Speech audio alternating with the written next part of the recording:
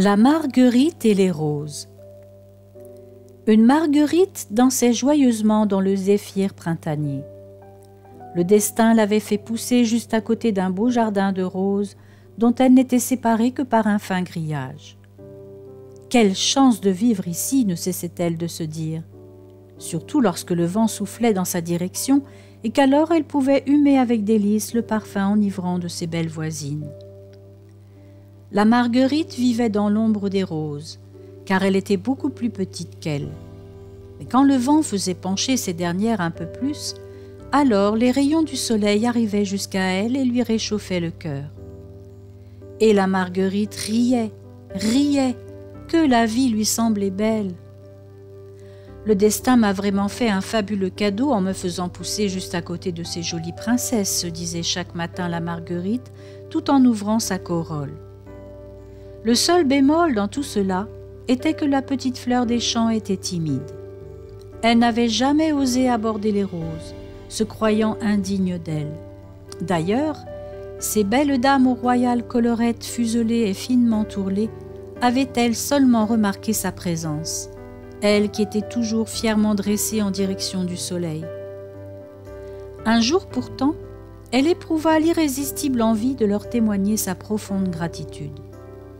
Oui, les remercier, simplement les remercier d'exister, de lui offrir à elle, petite fleur des champs, la merveille de leurs couleurs et de leurs parfums.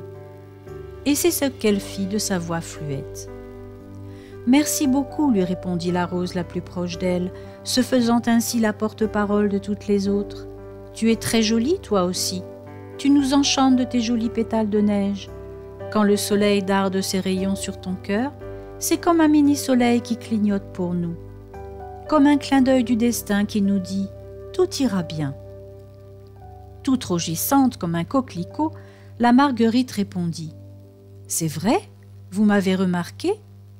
Mais bien sûr, nous ne voyons même que toi depuis quelques jours.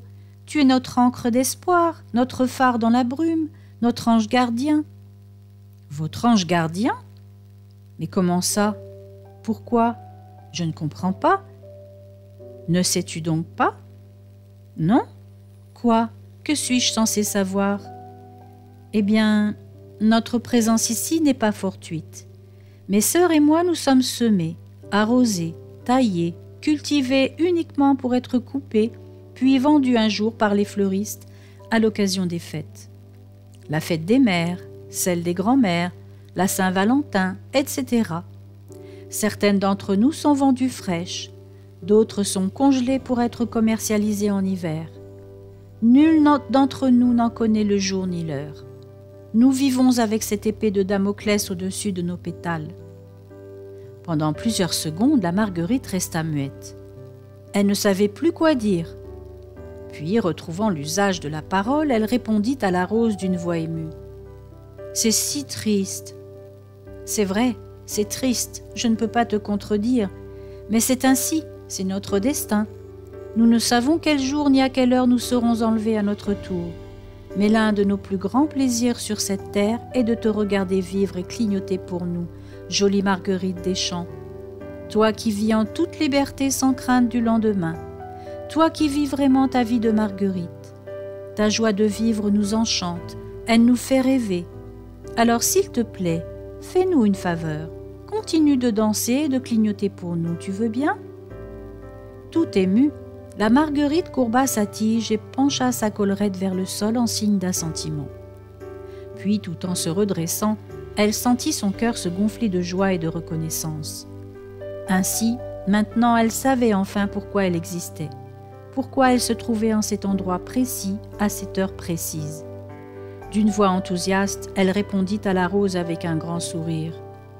« Oui, bien sûr, oui, de tout mon cœur je vais clignoter pour vous. » Nul ne sait quelle plaie du cœur recèle la beauté d'une apparence, ni quelle merveille attend d'être révélée dans un être qui se croit oublié.